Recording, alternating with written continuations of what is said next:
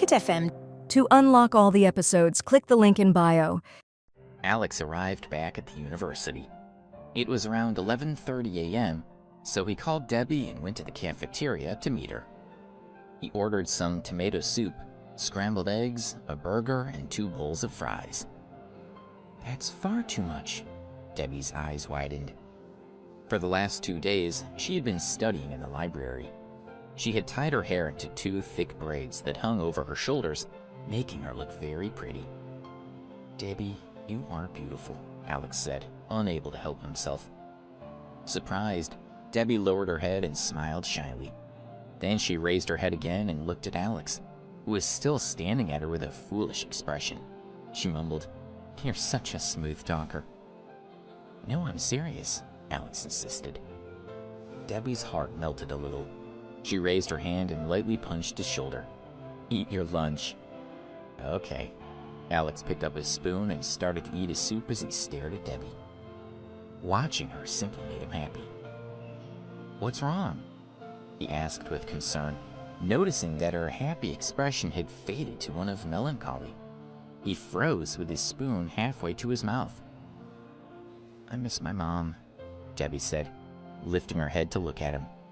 "My family lives in a small town in the Northeast. Since I was young, it was just me and my mom. Now I'm at school and she's on her own. And I eat so well here while she struggles at home." Tears slid down her face. Alex moved closer to her and put his arm around her shoulders, encouraging her to lean against him. "I really miss my mom." Debbie couldn't hold it in anymore and started to cry. Her sobs were breaking Alex's heart. "Don't cry. If you miss your mom, then I'll arrange to bring her here. I promise I'll see your mom in a couple of days." Alex consoled her as he planned the best way to get her mother to New York. "Hey Debbie, you're back." Donna and Darren walked over to their table carrying plates of food.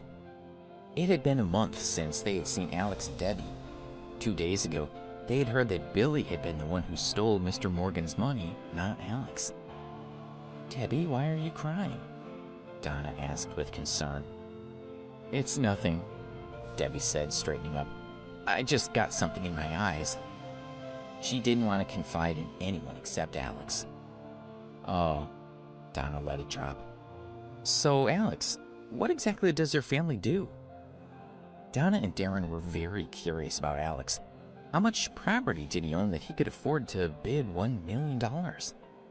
If Alex's family was as powerful as they thought, then they would have to play nice with him. They're getting suspicious, Alex thought. "I actually won the lottery," he said after thinking for a moment. "I got $2 million.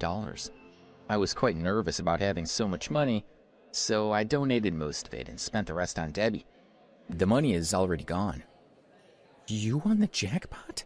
Donna asked. She and Darren were taken aback. "About a month ago, I heard that someone won the $2 million.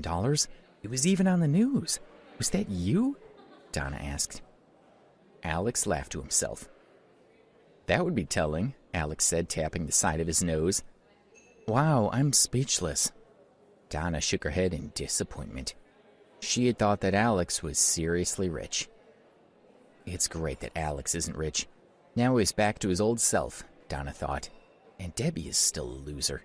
If Alex were a rich person, then I'd have to be nice to her. Donna and Darren felt much better. Darren sighed. It wasn't every day that you won money like that. Alex had managed it and had wasted it all. No wonder he was poor. He deserved to be. Darren didn't think much of Alex at all. "Oh, Debbie, you need to be careful," Donna said. "It's fine if Alex is a scatterbrain, but you come from a poor family and you should know better. You really need to help him. He had $2 million and he's given it all away. And now you're back to being poor." Donna was interrupted by a call from her mother. After talking for a few minutes, she ended the call and wrapped her arms around Darren and said, "Honey, my mom said that she's coming for a visit." "Your mom is coming? That's great, I want to meet her," Darren said happily. Donna smiled sweetly and then glanced at Debbie. "Debbie, my mom is flying out to see me. We promised we would visit each other because we know we have the money to do that. So if you were to get more money in the future, remember to not just spend it all. If those $2 million were still around, Alex could have paid for your mom to come and see you. Or maybe not. Even if she had the money, your mom still might not have come. She's probably never even been on a plane. Hearing Donna say this, Debbie's gaze turned sharp. Don't talk about my mother. What? I'm only speaking the truth, Donna said, smiling. I was going to ask my mother to bring yours with her this time, but with your attitude, I think I'd better not. Really? When Debbie thought about seeing her mother, she grew excited. Her mother hadn't flown before, so Debbie would feel more comfortable if her mother could travel with Donna's mother. Of course, Donna said casually. I was planning on paying for your mom's flight. After all, we're from the same town, so I understand your family's situation. Donna, I'm sorry, I was being too sensitive earlier, Debbie said. Alex tugged her closer, and she lightly shook her head. Please have your mother bring mine here. I'll do whatever you want. She's so weak, Donna thought. It's no big deal, and she's taking it so seriously, as if this is the only thing that matters to her. Since you're so sincere, I guess I can arrange it, Donna said. Thank you, Donna. Debbie was delighted. Seeing Debbie's happy expression, Donna looked down on her even more. Just this small favor was enough to please the girl. Donna felt superior once again, knowing that Debbie would always be beneath her. Don't worry, I'll give you money for Debbie's mother, Alex said. He didn't like Donna's attitude. There's no need, it's only $1,000, and we have plenty of money, right, honey? Donna asked Darren sweetly. Darren nodded and then glanced at Alex with disdain. He only said that because he didn't have enough money to pay for the plane ticket right now. If he had, he would have told us. The most important thing we need to sort out is the accommodation. We didn't say we want everyone to stay together, Alex said with a faint smile. What do you mean? Both mothers are traveling together. Do you plan to make them stay in different places? I can't let you do that, Darren said. Fine, then we'll all stay together. Is that okay with you? Alex was getting impatient. Do you want to stay in a dingy little hotel? That'd be too embarrassing, Darren sneered at Alex. Oh, honey, Donna said. I really want to show off to my mother about how well we're doing. She smiled maliciously. So why don't we let Alex arrange the accommodation? I'm sure he'll find something that isn't too bad. Okay, Alex, you can arrange the lodging, Darren said, and then muttered softly. I don't think this will be anything to brag about. After that, Donna and Darren felt it was beneath them to sit at the same table as Alex and Debbie, so they got up and left. Alex and Debbie finished eating. When they left the cafeteria, Debbie received a call from her mother, saying that Donna's mother had already called and was bringing her to New York the next day. Debbie was overjoyed to hear her mother's voice. After walking Debbie to her dormitory, Alex dialed Sam Woodsworth's number and told him to reserve 2 rooms in the Berkeley Hotel for Debbie's mother. For your girlfriend's mom? Sam said anxiously. After pondering for a while, he said, Mr. Ambrose, I don't think Berkeley Hotel is good enough. I'll arrange a better hotel for you. Oh? Alex was a little curious. Judging from Sam's tone, the hotel he was talking about was quite fancy. Which hotel? The Azalea Guest House, Sam told him. It's not a hotel exactly. Even with plenty of money, it's hard to get a room there. It's very exclusive. Hearing Sam's words, Alex agreed. Debbie's mother rarely came to New York, so she should have the best of everything. The next day at 5 p.m., a flight landed in New York. Donna's mother, Lisa, walked through the airport. She was a middle-aged woman, dressed in fashionable clothes, a sun hat and sunglasses. Looking around, she was filled with anticipation. This time, she had brought along her 2 favorite sisters, who walked behind her. This was the first time they had flown into a bustling city like New York, and they were even more excited than Lisa. "We've finally arrived," Lisa said. "This airport is so large and modern. And look at that skyscraper over there. It's so different from our little town." She looked around the airport. "You're right, it's beautiful," her sister Fiona said. "Lisa, if your daughter can find a local rich boy, Then she won't ever have to leave here. That's true, her sister Natalie agreed. When we see Donna later, we'll have to remind her how important it is to find a rich young man. If we had gone to university, we might have found one, and then we wouldn't still be living in our town. We can't tell her who to marry. It's up to her, Lisa said, although she had already decided to remind Donna to find a rich boyfriend. I'm a little hungry. What about you two? Lisa said, patting her stomach. Her sisters were also hungry. They had left their town early in the morning and then rushed straight to the airport. They had only eaten a few snacks on the plane. Come on, let's have something to eat. I have some homemade buns, said the woman who had been following them. She smiled and opened her backpack, preparing to take out the buns. This was Debbie's mother, Carla, who was wearing a green shirt, black shorts, and a pair of old tennis shoes. Although she wasn't dressed elegantly, she still looked neat. But working outdoors for so many years had darkened her skin slightly and caused shallow wrinkles to appear on her face. Put your backpack away, aren't you embarrassed? Lisa asked. The previous day, she had talked on the phone with her daughter, Donna, saying that she wanted to come to New York for a couple of days and wished to visit her. She hadn't expected Donna to ask her to bring Carla, whose daughter was also attending Preston University.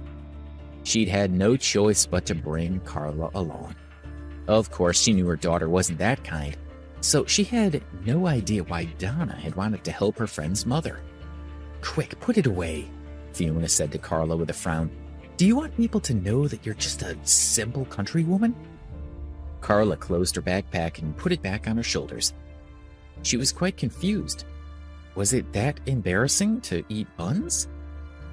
If you don't want to embarrass us, then walk a bit further back, Natalie said, glaring at Carla.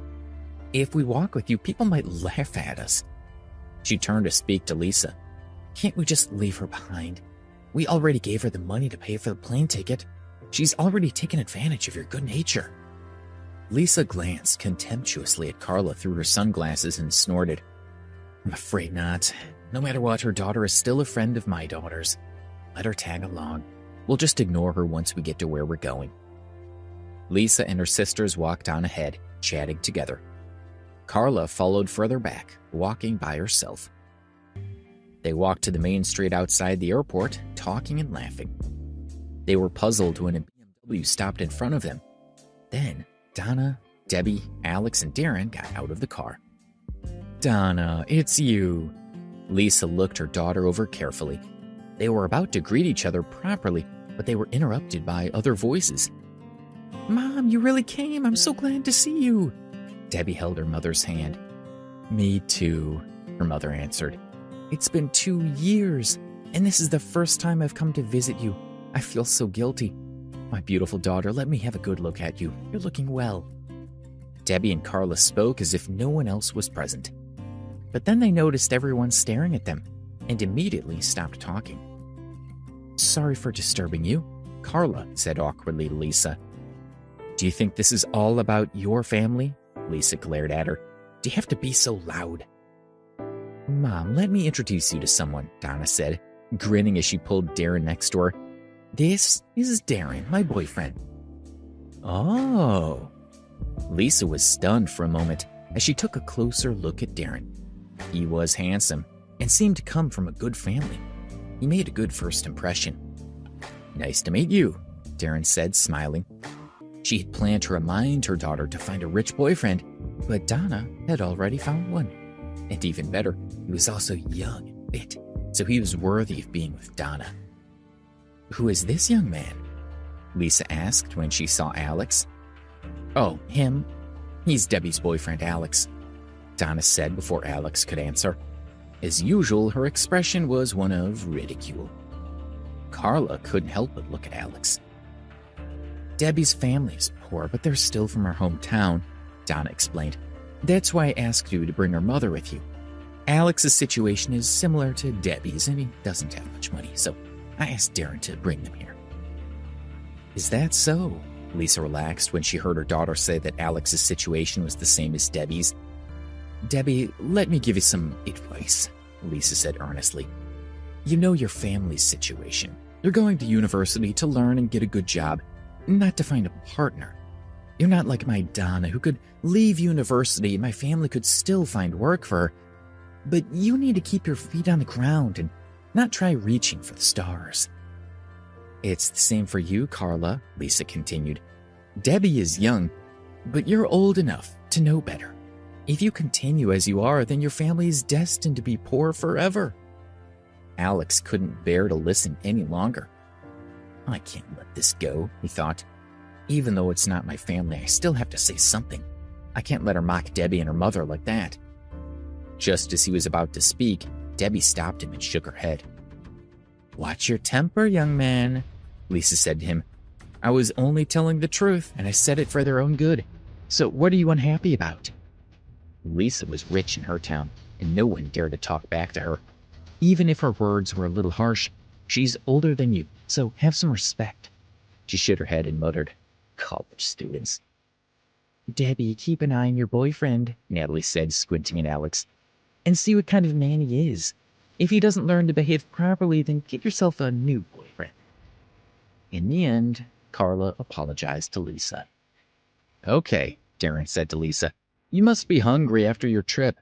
I know a good restaurant with great food, so let's go and eat. See, Darren is a polite young man looking after us, Lisa said. He's much better than some people around here. Let's go, I'm really hungry. She got angrier the more she looked at Alex, so she ignored him and got into Darren's car. Alex, you go with Debbie and her mom, Darren said. I'll treat everyone to a meal, so you don't need to pay. He gave them an evil smile and added, but my car is full, so I can't drive you there. Can you take a taxi? Do you have enough money? If you don't, I can give you some. No need, Alex said plainly. Good. Okay, I've never been to the Sunset restaurant before, Darren said, and you guys are really lucky to enjoy a great meal there for free. He smiled proudly, got into his and drove away. Thinking about Darren's attitude, Alex didn't want to go. But since he had booked a room for them at the Azalea guest house, why shouldn't he accept the meal? But why does this restaurant sound so familiar, he wondered. As if she had heard him, Debbie whispered, That's the restaurant I worked in. The Sunset restaurant was really busy when Darren and the others arrived. It was packed, and there were no tables available. More than 10 guests were already waiting to be seated. It seemed that it would be at least half an hour before they could get a table. I'll go talk to the manager and see if we can pay him to find us a table, Lisa said. She didn't want to wait any longer. She was hungry, and she was an important person in her town. She couldn't be expected to wait. Mom, let's just wait, Donna said. The Sunset restaurant was famous in New York, and it was always difficult to get a table. Lisa didn't listen to her daughter. With her reputation and her eloquence, she was certain she would be able to get the manager to get them a table quickly. At the front desk, she spoke to the manager and indicated that she would give him an extra $500 to arrange a table for her. But the manager wasn't interested. With such a big restaurant, he probably didn't even need the money. In the end, Lisa was forced to give up. Mrs. Walters, why don't you sit here and I'll try? Darren said, standing up. They had all seen Lisa being embarrassed in front of the manager, so he had to do something. Otherwise, Donna, Natalie, and Fiona might blame him. Darren walked toward the manager, feeling quite nervous. He wasn't that important, so would the manager embarrass him too? He had heard his father talk about the manager of the Sunset restaurant several times, but he had no idea how well they knew each other. Now that he had been forced into this situation, Darren had to try. Hello, Mr. Wood, he said politely as he walked up to the manager. I'm Darren Rogers, and my father is Gary Rogers from Rogers Construction Company. I've brought a few friends here for dinner and wonder if you would find us a table. The owner of Rogers Construction Company? Mr. Hood knew that Mr. Rogers was just the owner of a medium-sized business. Compared to the other guests at the restaurant, the Rogers family simply wasn't important. He was just about to tactfully reject Darren's request when a few more guests walked through the door. Alex, Debbie, and Carla entered the restaurant and saw the others sitting in the waiting area, so they went over to join them. Mr. Hood was stunned when he saw Alex and Debbie. From the behavior of Debbie and the middle-aged woman, they were mother and daughter. It was obvious that they knew Darren's friends. On an earlier occasion, when Bruno had caused trouble for Debbie, Alex had ruthlessly beaten him with a wine bottle. Bruno had even called Sam Woodsworth and asked for help in dealing with Alex, but when Sam had heard Alex's name, everything had changed. Not only did Alex not get beaten up, but Bruno had to grovel and then clean the floor with his tongue. Alex was someone that even Sam Woodsworth was afraid of, and he seemed to be here with Darren. If the manager didn't help them find a table, Alex might get angry, and then the entire restaurant would be in trouble. Remembering what had happened to Bruno, the manager trembled in fear. He swallowed hard. "Mr. Hood?" Darren asked, puzzled. What was wrong with the manager? "Oh." Mr. Hood's gaze shifted to Darren's face. "You want a table, right? Sorry, we made a mistake. I'll arrange something for you and your friends right now. Please wait." "Okay," Darren agreed, and Mr. Hood immediately hurried off to make the arrangements. Darren was confused. When did my dad become so powerful? He thought. He had been worried that since his dad's company was only a medium-sized business, Mr. Hood might not have respected it. He hadn't expected Mr. Hood to agree so quickly when he heard Darren's father's name. "It looks like my father has quite a bit of prestige in New York City after all," he thought. With that in mind, Darren returned to the waiting area. "Well, why do you think we're still just sitting here?" Lisa was saying to Alex, clearly annoyed. "This is a restaurant, not a house, so you can't just eat wherever you want." Then she looked toward Darren. "Darren, it's fine if the manager doesn't have a table. I'm not that hungry, so we can wait for half an hour." "Hey, Mrs. Walters," Darren said proudly. "I've arranged it with Mr. Hood, and he's gone to find us a table." "Oh!" Lisa was a little taken aback. "You're really something, Darren. I tried and the manager wouldn't listen to me. You're gone for only a minute or two, and you've already got the manager to agree. Impressive." She glared at Alex as she continued. "Unlike some people who asked why we were still sitting here. If you have the power to do something about it, then go and get the manager to give us a table. If you don't have the power, then keep quiet." She crossed her arms and turned her back on Alex, who nearly sighed. A waitress came over and asked them to follow her upstairs to a private room. The door was labeled 888. Inside, the room was spacious and bright. It was decorated with red carpets, yellow chairs, and two expensive-looking porcelain vases that were as tall as a person. Looking at the room, Darren started to panic. He asked the waitress, "What does this room cost?" "Oh, this is our most luxurious room," she said politely. "Prices start at $8,000. $8,000? Darren was shocked and more than a little nervous. He thought that this meal would cost $2,000 at the most. But $8,000? That was a lot. "Darren, how about we go to a different room?" Lisa suggested. She had never spent so much on a meal before, and Darren and Donna were still students. How could they possibly afford to spend that much money? "It's okay, Mrs. Walters," Darren said, wiping sweat from his forehead. "I like this room. Let's stay here." He didn't want to be humiliated in front of everyone. "Sir, there's nothing to pay," the waitress said with a smile. "Mr. Hood said that you were honored guests, and we're happy to have you in our restaurant. Your meal is on the house." Free! Darren felt like a prisoner who had suddenly been pardoned on his way to be executed. He was overjoyed. He looked at the waitress and noticed that she seemed a little starry-eyed, which was a little amusing. "Please, take a seat," she said. "We'll bring your meal shortly." "They are all our best dishes." She smiled and left the room. "Darren, you really do command respect," Lisa said, sitting down. "Not only have you got us into the most luxurious private room, but you don't even have to pay for it." She was extremely satisfied with this powerful boyfriend of Donna's. "Exactly," Fiona agreed. "What does your family do? Why are they so respected?" She was very interested in Darren. "My family has a small construction company, and it only earns $10 million a year. It's barely worth mentioning, Darren said casually. 10 million is not worth mentioning? Natalie smiled at him. Then she glanced at Alex, looked him up and down, and asked, Young man, what does your family do? Do you earn several tens of thousands of dollars a year? My family has no business, so how could I earn tens of thousands of dollars? Alex asked, not interested in talking to snobbish people. They all mocked Alex for not having enough money. The waitress returned and brought several dishes to the table, including mushroom soup, pork chops, steak, salmon, and fruit salad. They didn't know which knives and forks to use, but Donna showed them what to do. Debbie and Alex already seemed to know and helped explain it to Carla and Lisa.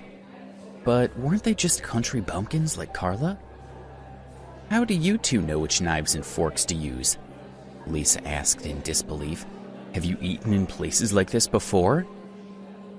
I used to work here part-time, Debbie said flatly. Ha! For a minute there, I thought you ate in places like this all the time, but no, you were working for someone else. Lisa sneered, then muttered softly, No matter how much you know about fancy cutlery, it's a waste of time. It's not like you'll get much chance to eat expensive meals. The door opened, and Mr. Hood came in, bowing his head slightly. How was your meal? He asked politely, his gaze locked onto Alex's face. Of course, he didn't dare make eye contact. Very good, Darren said, standing up and shaking Mr. Hood's hand. Thank you for your hospitality. I will remember it. Mr. Hood is so polite, he thought. He even came over just to ask me if my food was okay. Ah.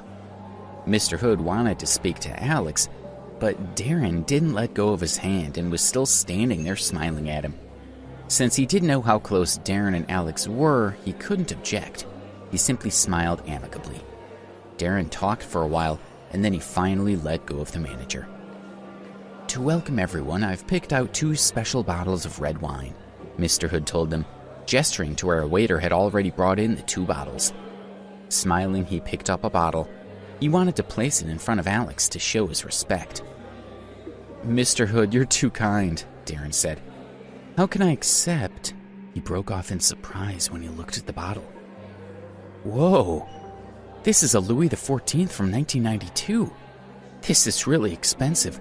Thank you, Mr. Hood. How did you know that I've always wanted to taste this? Smiled with embarrassment and was left speechless. He hadn't expected that Darren Rogers would think the bottles had been brought specifically for him.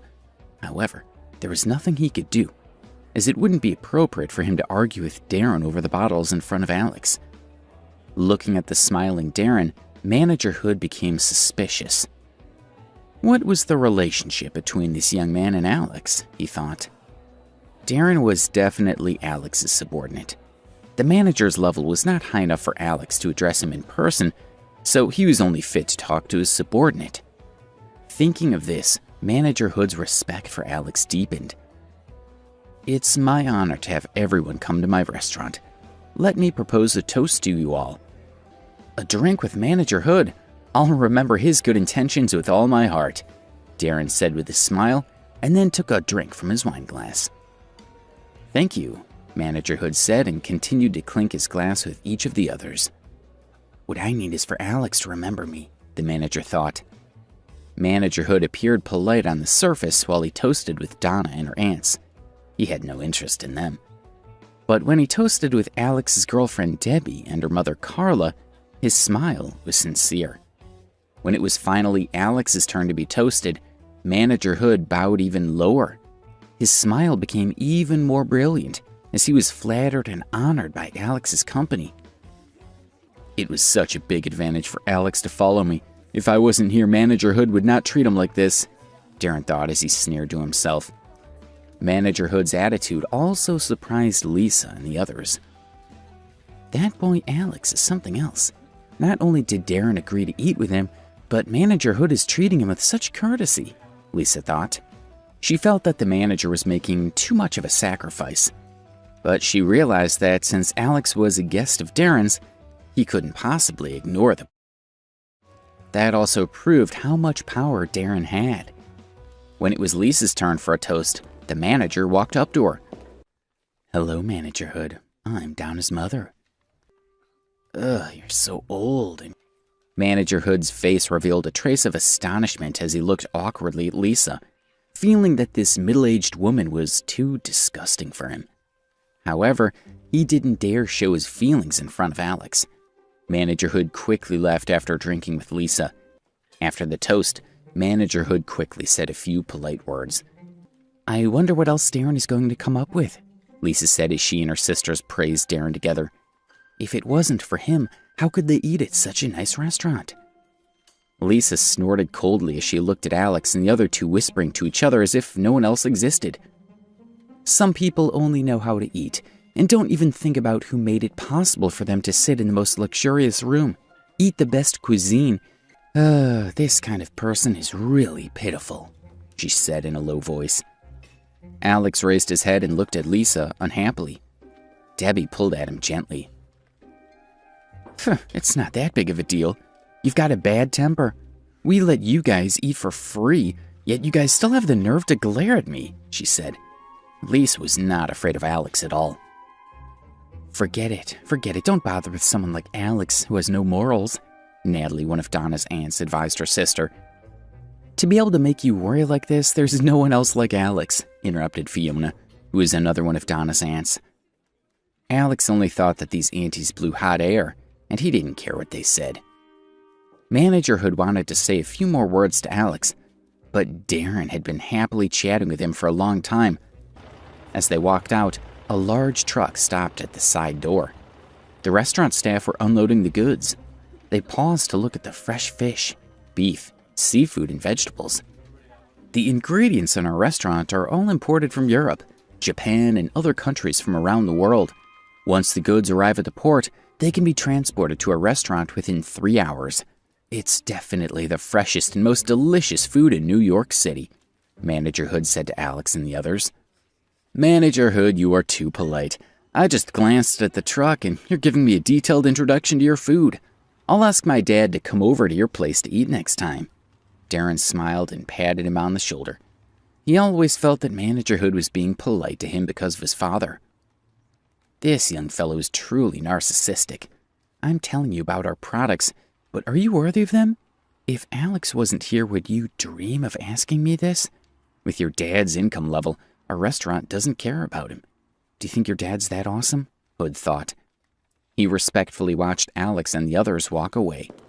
Then he walked back into the restaurant.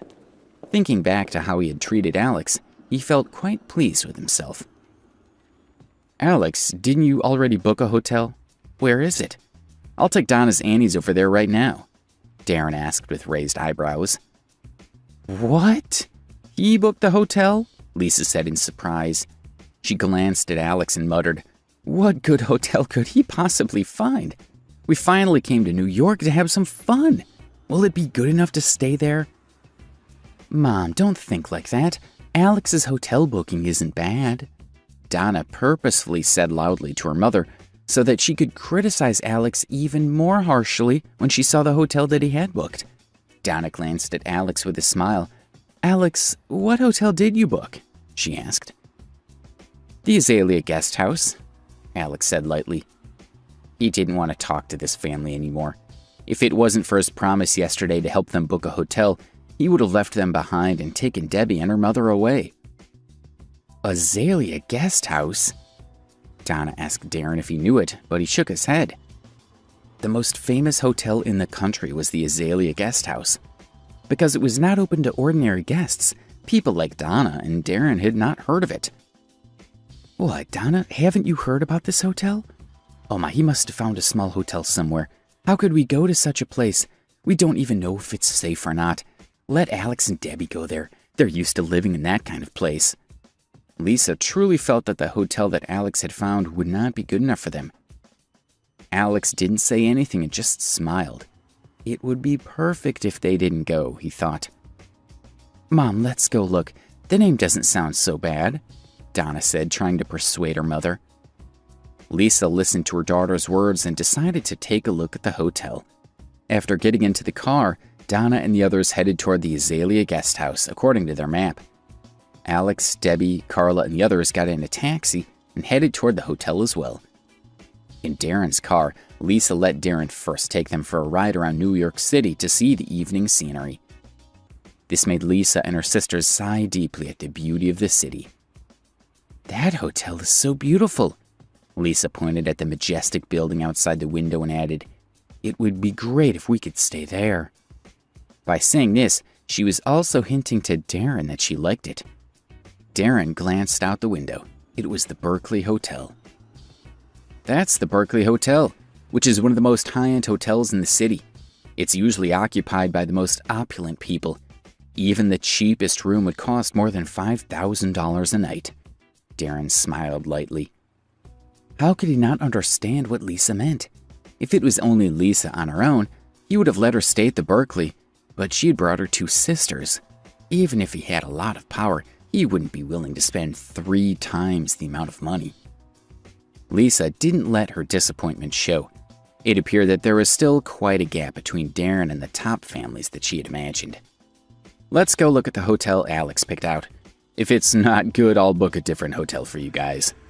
As he said this, Darren drove his car toward Azalea Guest House. Azalea Guest House was an antique courtyard-style hotel located at the southernmost edge of New York City. By the time Darren's car arrived, Alex and the others had already settled in. Everything had been arranged, so they just needed to check in. After parking, Darren called Alex, who quickly came out and led them in through the gate to the Azalea Guest House. It was already dark. In the courtyard, pine and cypress branches hung in the shadows over the winding garden path and a pool of water. On the surface of the water, there were floating lotus leaves with pink lotus flowers. "This place is quite pretty," Donna thought as she looked at the scenery around her. "I knew he couldn't pick out a hotel, but it's clean here. We finally made it to New York. Why do we have to stay in a bungalow, though? We have so many of them in our country," Lisa thought. Although Azalea Guest House was not as unbearable as she had imagined, she still didn't feel that it was good enough. She liked hotels that were tall buildings like the Berkeley and not bungalow style like the Azalea Guest House, but she didn't see a point in speaking her mind. Although they didn't know how expensive the Azalea Guest House was, they understood that in a metropolis like New York, a hotel like this would not be bad. It might not be comparable to Berkeley Hotel, but it was unlikely that Darren could book a better one. Even though Lisa and the other two couldn't stop complaining, they still ended up staying at the hotel. After a long day, they were all truly tired. The next day, Lisa and her two sisters finished washing up and followed her out of the room. "Although this hotel is a bungalow, it's still quite comfortable to sleep in," Natalie said as she was still a bit pleasantly surprised. "What's there to feel comfortable about? We were too tired yesterday, so we'll all feel this way," Fiona said, curling her lips. "Hey, don't you feel that this hotel doesn't have a lot of people? Last night I had nothing better to do, so I walked around it and found that less than half the rooms were lit up. They have such a big hotel, but so few guests. I'm really curious as to what they're relying on to make money," she added. "Well, this is the hotel that Debbie's boyfriend found, so it can't be that good. If it was good, how could he possibly have brought us here? I think the hotel is about to close down, probably because no one comes to stay here. As it's about to close, it's got cheaper prices. The kid found a deal," Lisa said, sure of herself. Natalie and Fiona nodded. "I asked the attendants last night if they had male escorts here. They said no. That really pisses me off," Lisa whispered to them. "Where are we going to find a male escort? Last night I dreamed of that manager Hood at the Sunset Restaurant. If I could get him into my bed, it would be perfect," Natalie said hopefully. "Me too. Manager Hood is too cool," Fiona said with an infatuated look. "You two have such good prospects, but don't worry. If there's a chance in the future, we'll definitely make him our plaything. We'll look for him in the city for the next 2 days, and you two will definitely have fun with him." Lisa's heart was itching as well. "Hello, ladies. Are you on your way to go eat? The dining area of our hotel is next to the courtyard. I'll have the attendants take you there. All the food is free of charge," the receptionist said warmly when she saw Lisa and the others. "No need," Lisa said, tactfully rejecting the receptionist's good intentions. "A restaurant that's about to close down? What could there be that's good to eat? It's free, so it must be cheap food, she thought. Although the hotel was on the verge of closing, the receptionist and waitress were really attractive. At that moment, Debbie's mother, Carla, walked out as well.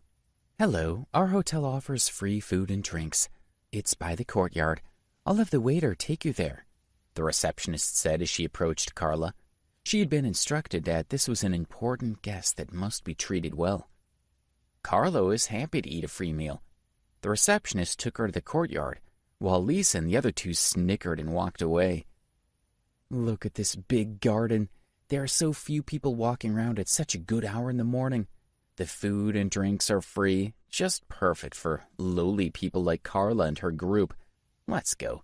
The three of us will go to eat at a better place, said Lisa.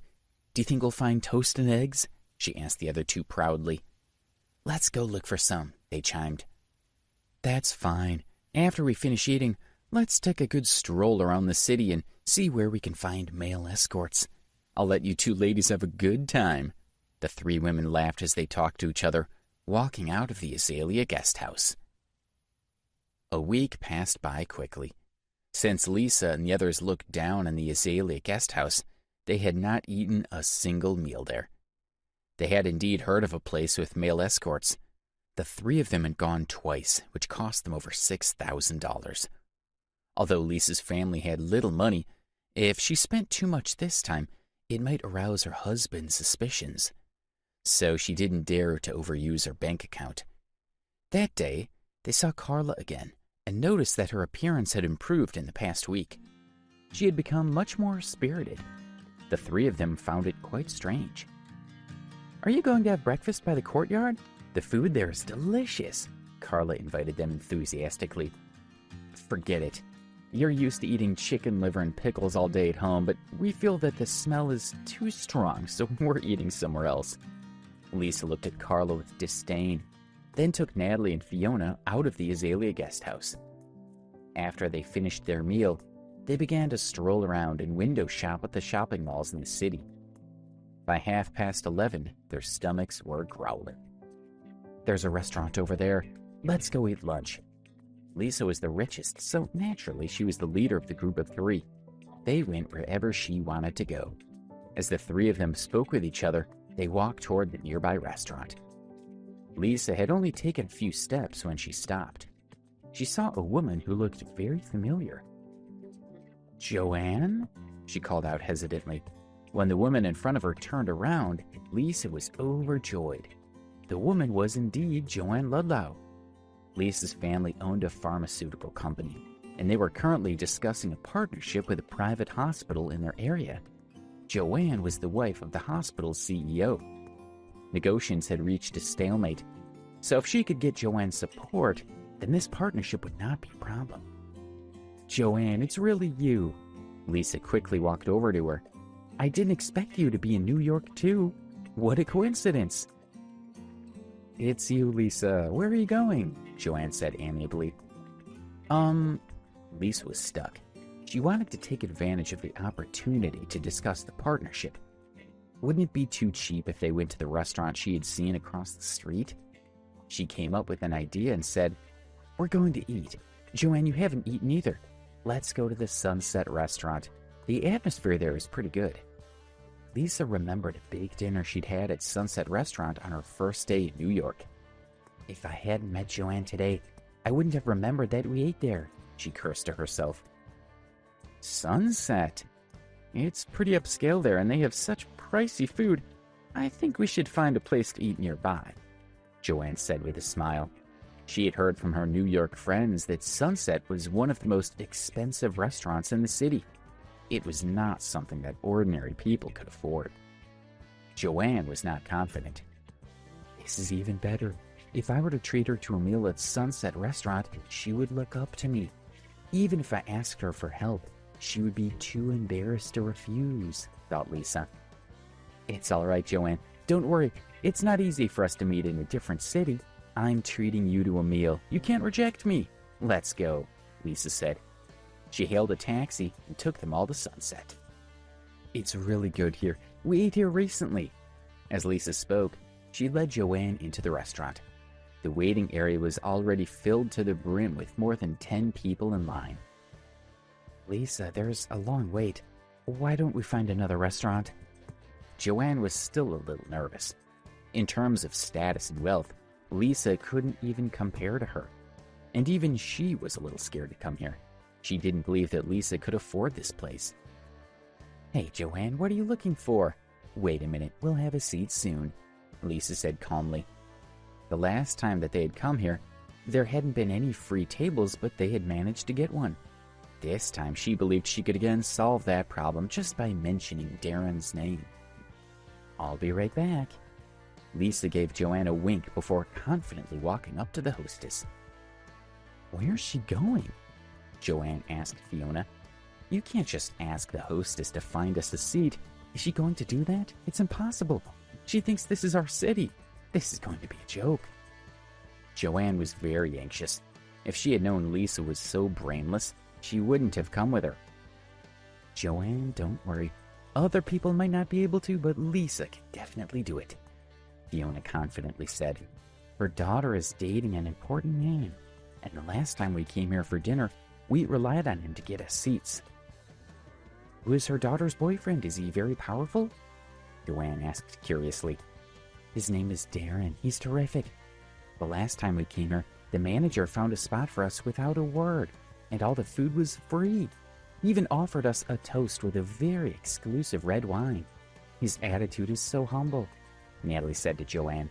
That's why Lisa will definitely be fine. Lisa had already walked up to the hostess.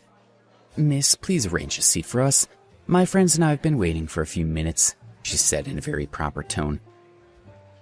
I'm sorry, please wait in line. When it's your turn, we'll arrange a table for you, the hostess said politely. What? I need a place right now. Don't you know me? Let me tell you that I'm someone you can't afford to offend. If you don't arrange a place for me as soon as possible, I can tell you very clearly that you might lose your job, Lisa said aggressively. She felt that it was beneath her that a hostess could refuse a request. Ma'am, I hope you can follow our rules, said the hostess with a smile and continued. We really don't have a seat right now. If you want to eat here, you need to line up first. We'll arrange a table for you. I want to talk to your manager. I want to see if he can find a seat for me, Lisa said adamantly. She thought that the hostess definitely hadn't seen them the other day, so it would be useless for her to explain everything. I'm sorry, please forgive me. Our manager has his own matters to attend to. If you have anything to say, just say it to me, said the hostess. This middle-aged woman is obviously looking for trouble. If she thinks she can bully her way in, she'll be turned away, thought the hostess. As you can see, we've come here with a friend. If today's meal is ruined, our family will lose $150,000 to $300,000. Lisa admitted bitterly to increase the importance of this meal and pressure the hostess. Can you make room for me now? When our business is done, I'll give you a big tip of $100. As you can see, all the tables are already occupied. There is only one supreme room left, but it's too expensive. The minimum price is $8,000, so I'm sure you won't want it. I really have no choice, the hostess said awkwardly. A supreme room is empty? Why didn't you tell me earlier? Lisa said in high spirits. What are you saying? It's not like we've never eaten in a supreme room before. Do you think we'll go back on our word or something? Lisa said with dissatisfaction. Hearing how confident she was, the hostess didn't dare to say anything else and ordered someone to bring Lisa and the others to the room. Lisa, what's the minimum order for a supreme room? Is it really all right? Joanne asked Lisa in a low voice. Although Lisa had ordered the room, Joanne was still very nervous. Joanne, don't worry, I'll treat you. Your mission today is to eat and enjoy yourself. Don't worry about anything else, Lisa said with a relaxed smile. Joanne was amazed by the luxurious decor inside. Seeing her expression, Lisa felt even more satisfied. We came here last week. Let's order the same thing as last time, Lisa said to the waiter. Ah, but there are only 4 of you this time. If you order that much, you might not be able to eat it all, the waiter kindly said to them. If I tell you to go get this order, you do it. If we can't finish, we'll have leftovers. You worry a lot," Lisa said with a great deal of anxiety. Only then did the waiter leave. "You're too generous," Joanne said in defeat. Seeing that Lisa had so much confidence and that she had indeed eaten in a Supreme room before, Joanne felt more at ease. "Hey, look at what you're saying. You're not used to being here. When you come a few more times, you'll know that it's just like that here," Lisa said modestly, but her heart was already beating fast. Very soon, one delicacy after another was brought to the table. "Hurry and try it all, Joanne. The cuisine here is the most authentic. The oysters are pretty good," Lisa said with a look of understanding. In reality, how could she know whether the cuisine was good or not? At that moment, the door to the room was pushed open, and a young man walked in with a smile. It was Manager Hood. Manager Hood was stunned when he saw that ladies, including Lisa, had returned. How could it be them? Manager Hood couldn't help but feel angry. When Lisa and her sisters saw the manager, they were overjoyed. "Is the food delicious? If you need anything, feel free to tell me." Looking at these ladies, he felt disgusted.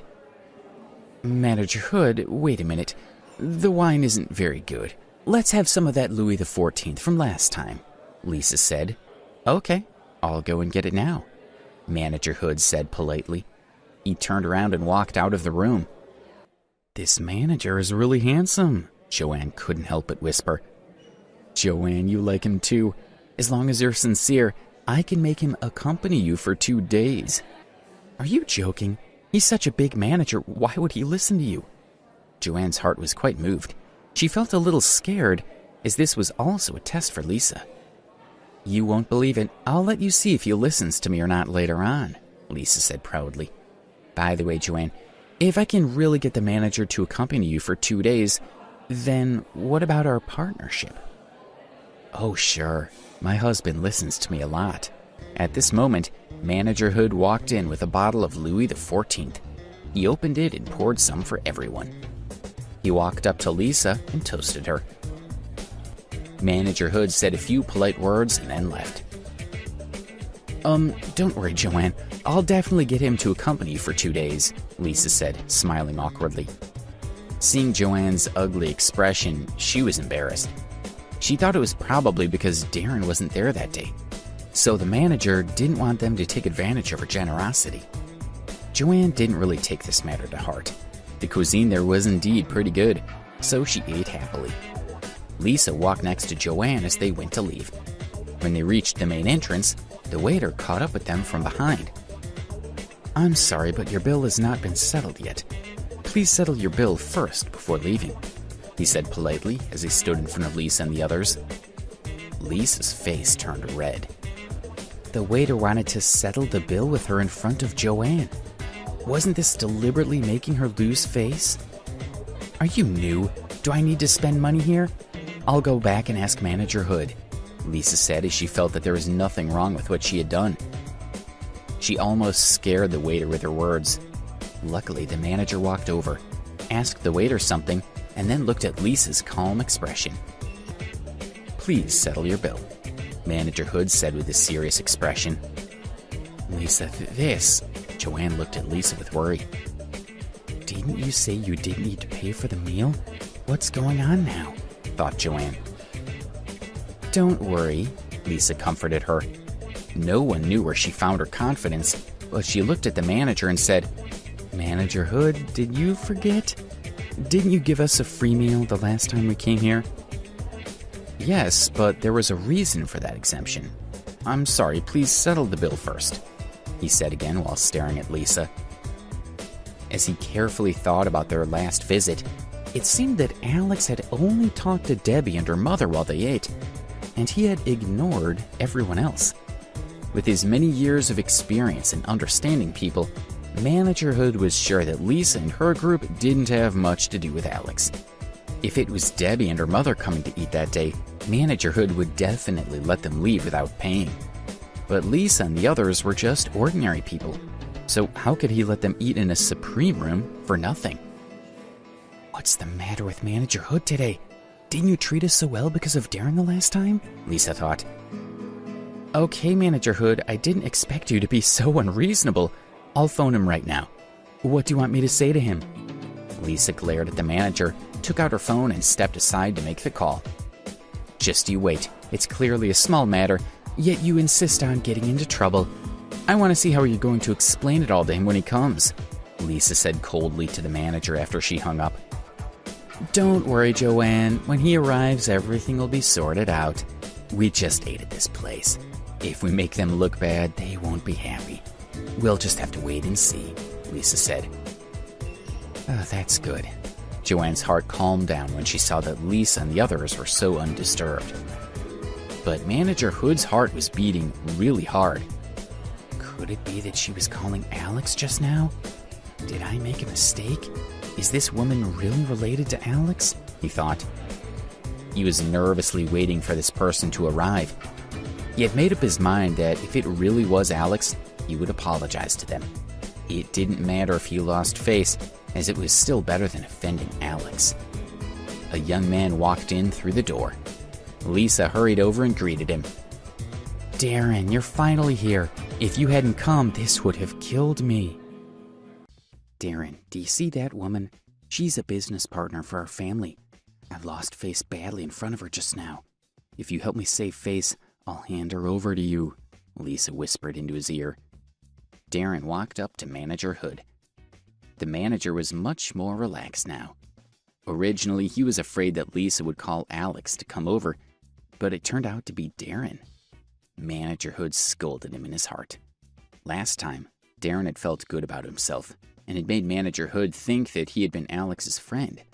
Later, Manager Hood had investigated it and found out that this was not the case at all. This is my daughter's boyfriend. He'll solve this for you. Joanne, you can relax now, right? Lisa said with a smile. Joanne greeted Darren by nodding her head. Manager Hood, now that I'm here, let's just forget about this matter, Darren said to the manager with a smile. He had felt that the moment he had appeared, Manager Hood's attitude would be softened. Forget it? You must be joking. Manager Hood laughed coldly. Since you're here, then you can please settle the bill quickly. What's going on with Manager Hood today? He wasn't like this the last time. Could it be that he doesn't remember me after a week? Thought Darren. Manager Hood, don't you remember me? I'm Darren. My dad's company is the Rogers Construction Company, Darren said. Oh. Manager Hood had a look of realization on his face. It's good that you remember. The misunderstanding's been resolved. I'll remember your good intentions today. Don't worry, I'll visit you often in the future, Darren said with a smile. He then turned to Lisa. We can leave now. Darren was about to leave with Lisa and the others who were praising him. Stop, Manager Hood cried out. What the hell do you mean that the misunderstanding is resolved? When did I let you go? You don't need to send us off. We can just leave by ourselves, Darren said with a smile. What the heck? Just how narcissistic is this fellow? Manager Hood thought as he grabbed Darren's shoulder forcefully. Ouch, what are you doing? Exclaimed Darren. You can't leave until you've paid the bill. If you continue playing tricks on me, I'll call the police, Manager Hood said angrily. Manager Hood, you didn't take the wrong medicine today, did you? Aren't you mistaken? I'm Darren, and you still want me to pay? He asked in surprise. I don't care who pays. I'll hand you over to the police if you don't pay today, Manager Hood said. He became more and more annoyed as he looked at Lisa and the others. Are you going to pay the bill or not? Or don't you want to pay the bill? It seems like these p***s want to go back on their word, Manager Hood thought as he took out his phone and was about to call the police. Lisa and the others were dumbfounded. Joanne, who was standing to the side, also turned red. In such a high-end restaurant, she felt extremely humiliated and embarrassed. Don't call the police. I'll pay their bill for them, Darren said as he glared at the manager. He still didn't understand why the man had changed so much. Okay, it's good that someone is paying, Manager Hood said as he took the bill from the waiter and gave it to Darren. It's $17,630 in total, so you can just give me $17,000. $17,000. Darren was so shocked that his tonsils almost flew out. He quickly looked at the bill. It was very detailed.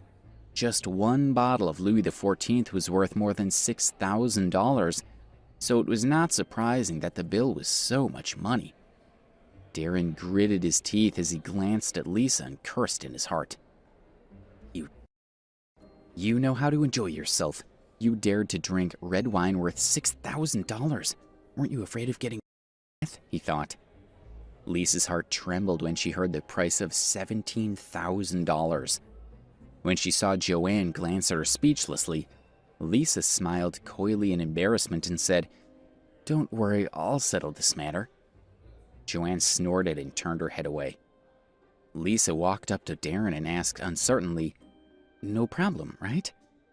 "Yup." Darren was full of anger, but it was still on him to pay. He looked at Lisa and wanted to give her a good scolding, but she was Donna's mother after all. He was just a student with a bit of money, and $17,000 was hardly a small sum.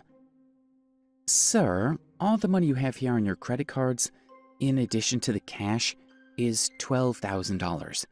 There's still $5,000 left to pay. How will you pay for the rest?"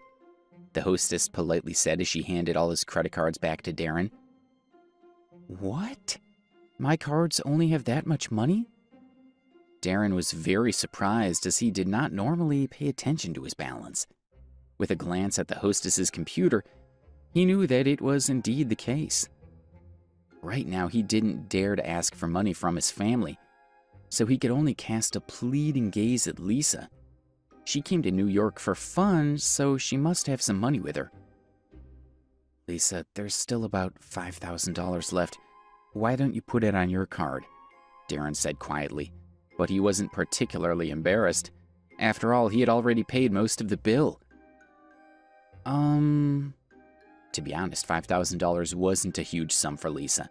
However, she had already spent a huge amount of money in the past few days.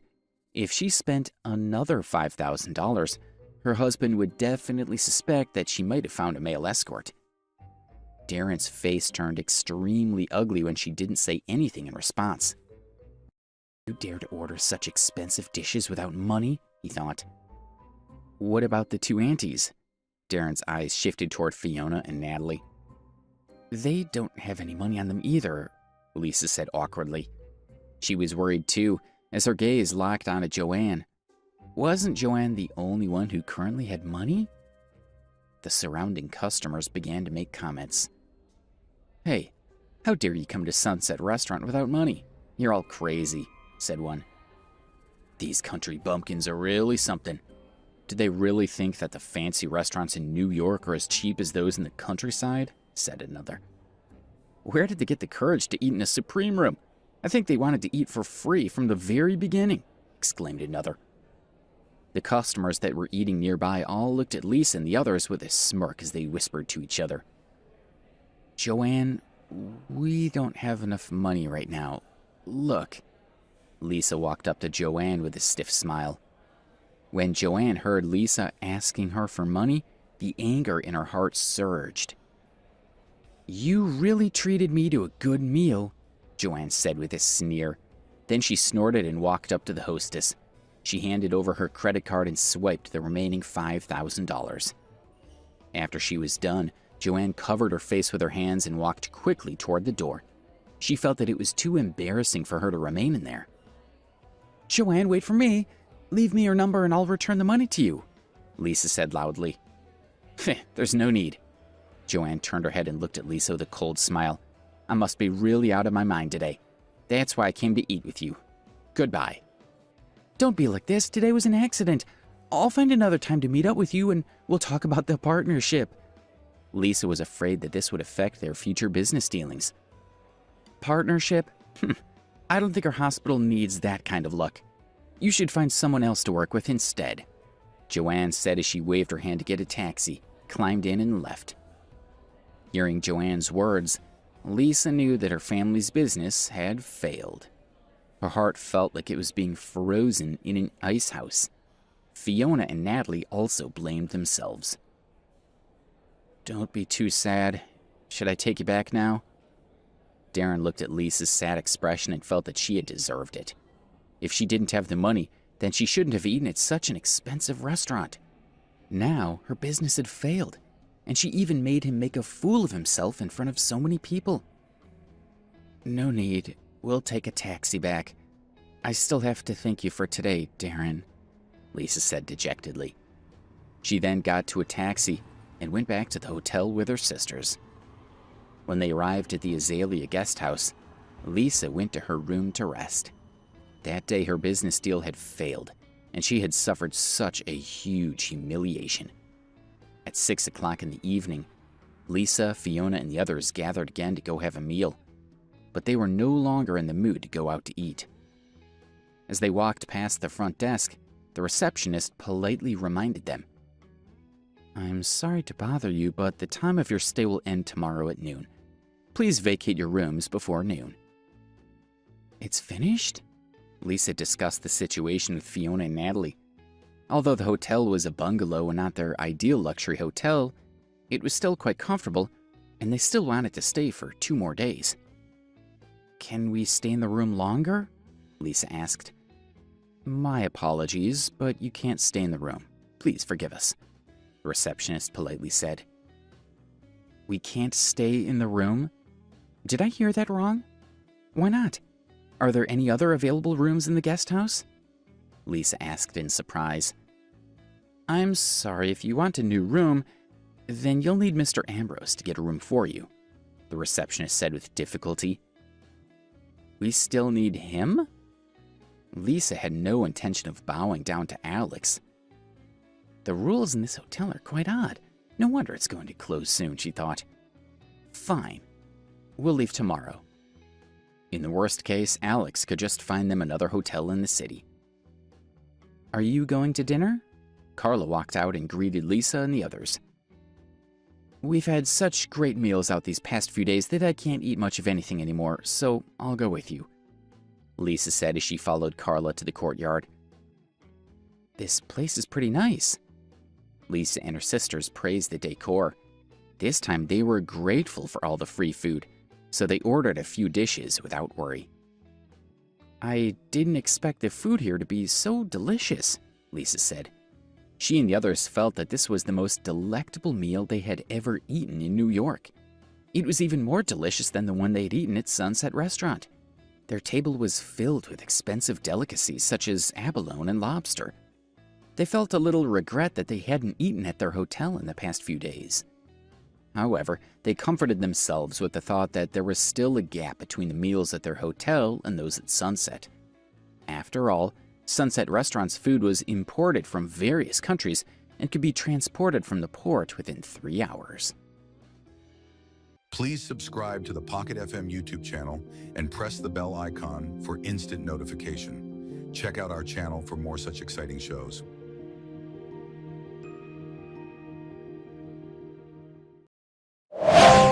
Pocket FM. To unlock all the episodes, click the link in bio.